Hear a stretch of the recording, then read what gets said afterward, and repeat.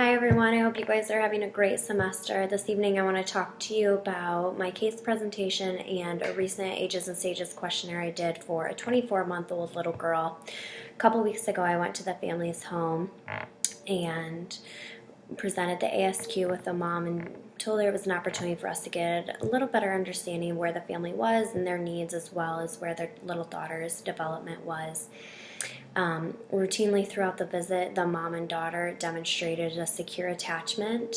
The mom allowed the little girl to explore and provided her with praise and affection when she came back to her mom as kind of a secure base when she needed more support. Throughout all developmental milestones in the ASQ, the girl routinely met them for the 24-month period. Overall, it looked like her development was really good. Things were, going really well. At the end of the visit, though, the mom did communicate with me that they've had some challenges over the past month when they're dropping their daughter off at childcare. So by asking more questions and getting a little better understanding of what childcare has been like for them, the mom let me know that from birth till age 1, the little girl was at home with the mom. And then at age 1, when the mom went back to work, they put her in an in-home child care with one of their family friends. Due to some changes with the family friend, she's no longer able to care for the little girl. And so a month ago, they ended up having to put her in a center-based program. Since they've had her in the center-based program, every day when she gets dropped off, she's crying on the car there. She's crying and really clinging to her mom when she's saying goodbye. So I was asking the mom, what is that like at the child care center, and how are the workers responding to her? What she was letting me know is basically she's just saying goodbye and giving her daughter a hug, and the workers aren't going up to her daughter, they aren't comforting her, and they aren't really helping her regulate herself. So I've really talked to the parents about what are some recommendations, and a big portion of that is going to be allowing the child care providers to understand what it means to have a secure attachment with a child, so that they're able to mirror some of those attachment styles that the parents have with their daughter in the child care setting. Because she's going to be Monday through Friday 8-9 hours a day in that child care setting, it can be confusing and conflicting for her not to have her emotional needs met like they were met at her previous child care or when they were met at home with her parents.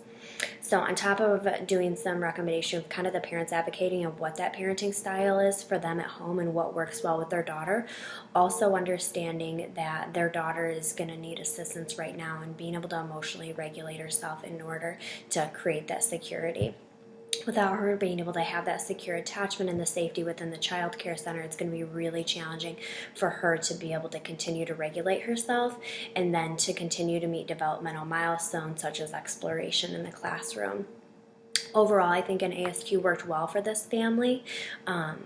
They are a middle upper class white family. I don't think that Ages and Stages in Southwest Arizona is always going to be the best tool to work for families, and the reason for that is it's primarily designed for people that have English as their first language, and the tasks that it's asking you to do in the ASQ are things that not all children have had the opportunity to do based on their socioeconomic status or where they've been living, as well as what their culture has offered for them. I think it's a great tool for a certain dynamic of people, but I don't think it's necessarily the best representation for all different populations.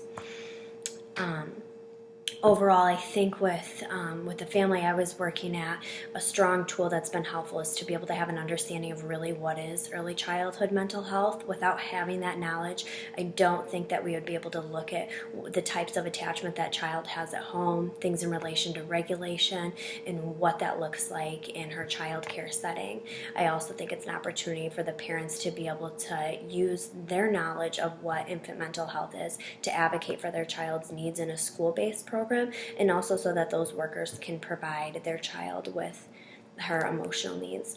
Overall, by having that coordination between themselves and the child care workers, I believe it's going to support some consistent change, as well as support that overall concept of being able to meet their child's emotional needs and her infant mental health to support her overall development.